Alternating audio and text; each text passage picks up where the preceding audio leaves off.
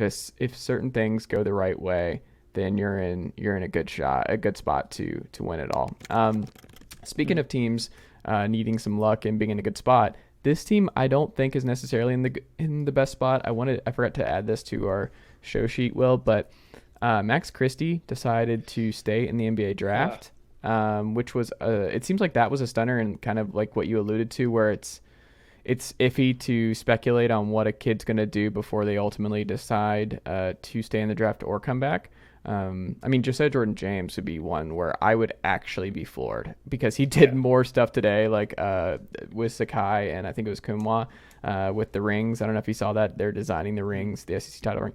It would just absolutely floor me at this point if he stayed in the NBA draft. But either way,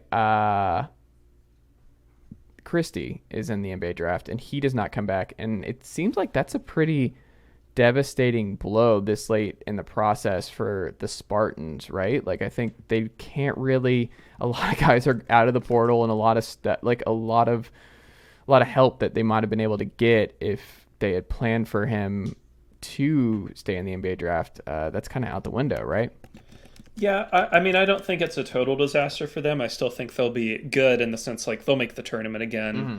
That's not going to be like a big stretch, but it's a struggle in the sense that this goes from, if Max Christie had come back, I don't have the exact number in mind, but you're probably talking about like what, top 10 or not top 10, but like top 15, maybe top 10 Michigan State. And now without Christie, I know he struggled at times this year, but there's just not many people built like him in the world.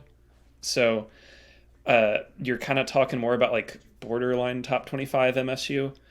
And, it's sort of at a point where you're of two minds, right? You trust Izzo. Izzo is going to, I think, probably pretty safe to assume that they follow the traditional non-elite Spartan path of kind of struggle November, December, struggle through some of January, and then it hits February, and like it is every year, they turn into a really good team again. Mm-hmm. And they enter March as like a 6 or a 7 seed, and then you're like, oh, they're in the Sweet 16 again. What a freaking surprise. Mm-hmm. But at the same time, it's, this is coming up on, in all likelihood, unless, several players overachieve in a meaningful way, the third consecutive MSU team where you're looking at them night one and you say, this is not a national title contending team. Right. And it's been a really long time, in my opinion, since we've gone through that phase with MSU where they've had 3 straight non-national title contending temes in a row.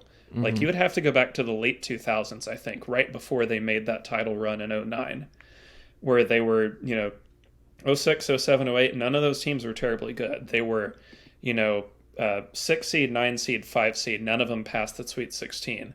And these last 2 seasons, 11 seed, 7 seed. And if they follow Bart Torvik's projection, which would have them as a 6 seed, that's not like the traditional Izzo results you really expect. So I want to see how they compensate for this. I think getting, Tyson Walker is a good player. AJ Hogard is improving. Joey Hauser back once again to be punked by Hunter Dickinson, I guess. But they've got pieces that are intriguing. Like Jackson Kohler is a pretty good and, interesting freshman. But it's going to be, in all likelihood, another MSU team where they're just going to take losses you're not expecting MSU teams to take. Like, I can't really name one off the top of my head, but they lost at home to Northwestern this year, right? Mm-hmm. That's not a typical MSU result. Losing by 21 on the road to Rutgers, not typical MSU. Are both of those going to happen again? Probably not, but if you look up in February and they've just lost to Penn State, you're not going to be as surprised as you normally would be with them. Mm-hmm. I think that's right. But we'll see. We'll see what happens. Maybe they add someone late in the portal that we're not expecting, or they land a commitment from somebody we're not expecting. Maybe that happens. I don't know. I will say that they're kind of overdue. It's hard. It's incredibly hard to project this for obvious reasons, but they're kind of overdue to be like the Providence or Wisconsin, where it's like they rank 26th in KenPom, but they have somehow entered March at 26-7. And you're like, how did you do this? And it's like, oh, we won 14 games by 6 points or less. Mm-hmm. because that's just what Izzo does. It's kind of like you doubt him at your own peril at this point. But I'm doubting that this specific team will be in title contention. Speaking of teams not in title contention, Detroit Mercy.